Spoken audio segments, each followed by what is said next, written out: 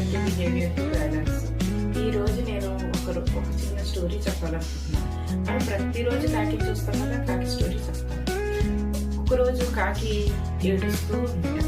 అది ఎందుకంటే నల్లగా ఉన్నాను, నా గొంతు బాగోదు అంటూ ప్రతిరోజు ఏడుస్తూ ఉంటుంది.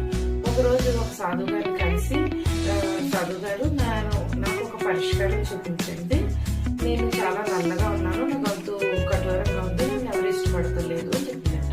అప్పుడు సాధువు గారు చిరునవ్వు నవ్వి, అయితే సరే మానస సరోవరంలోని ఒక హంస ఉంటుంది, హంస దగ్గరికి వెళ్ళు, నీకు పరిష్కారం దొరుకుతుంది అని చెప్పారట.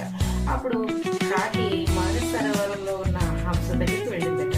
హంసను చూసి, అబ్బా నువ్వు చాలా తెల్లగా ఉన్నావు కదా, నువ్వు చాలా హ్యాపీగా ఉన్నావు కదా అనేసి అన్నాడట. హంస అన్నదంట నిరాశగా, నేనేం హ్యాపీగా ఉన్నాను, నేను అంతా బాడీ అంతా వెయిట్ గా ఉంది, నేను హ్యాపీగా లేను, రామచిలుక నాకన్నా బాగుంటుంది, కలర్ గా ఉంటుంది, నాకన్నా హ్యాపీగా రామచిలుక ఉంటుంది అని చెప్పిందట.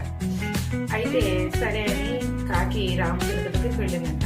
నువ్వు కలర్ గా ఉంటావు కదా, నువ్వు చాలా హ్యాపీగా ఉన్నావు కదా నీ లైఫ్ లోను అని చెప్పేసి, నేనేం హ్యాపీగా ఉన్నాను, నాకున్నది రెండు కలర్స్, అంతేగాని ఎక్కువ లేవు కదా, నాకన్నా ఎక్కువగా ఉండే నెమలికి అంటే చాలా బాగుంటుంది, నాకు నెమలంటే చాలా ఇష్టం, నెమలికి ఎక్కువ రంగులు ఉంటాయి, అందుకని నాకన్నా హ్యాపీగా నెమలి ఉంటుంది అని రామచిలుక చెప్పిందంట.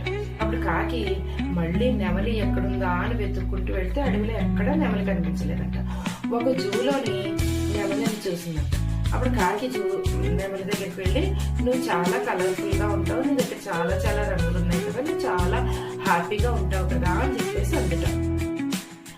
అయితే నెమలి అందట, నేను అందంగా ఉండడం వల్లే ఇలా బందీనయ్యాను, నాకు రంగురంగులు ఉన్నాయి నా బాడీలో, కాకపోతే నేను స్వేచ్ఛగా లేను, నేను ఎప్పుడు అనుకుంటాను అబ్బా కాకి లాంటి జీవితం అన్నా వచ్చింది కాదు, కాకి ఎంత స్వేచ్ఛగా తిరుగుతుంది, ఎక్కడ పడితే అక్కడ తిరుగుతుంది, నేను అలా తిరగలేకపోతానే అని ఎప్పుడు నిరాశ పడుతూ ఉంటాను, కాకి లైఫే బెస్ట్ అని చెప్పేసి దాన్ని ఎవరందుట.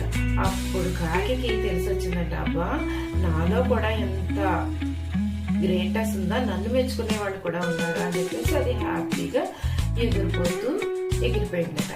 అయితే పెద్దవాళ్ళలో ఏదో గొప్ప ఉంది, మనలో ఏమీ లేదు అనే సెల్ఫ్ డౌట్ ఉంటుంది, కానీ మనకి మనమే గొప్ప.